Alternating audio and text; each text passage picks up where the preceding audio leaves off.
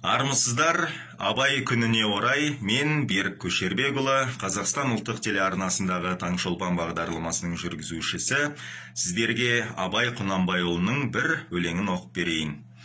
Жігіттер, ойын арзан, күлкі қымбат, екі түрлі нәрсе ғой сырмен сымбат. Арзан жалған келмейтін шын гүлерлік, ер табылса жарайды, қылса сұхбат. Керектіс бозбалаға талаптылық, әртүрлі өнер, мінез, жақсы қылық, кей жігіт жүреді мақтан көйлеп, сыртқа пысық келгенмен мінезге сынық. Кемдігін қызық дәурен тату өткіз, жетпесе біріңдікін бірің жеткіз.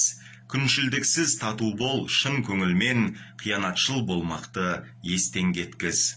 Біреуді көркі бар деп жақсы көрме, лапылдақ көрсе қызар нәпсі керме.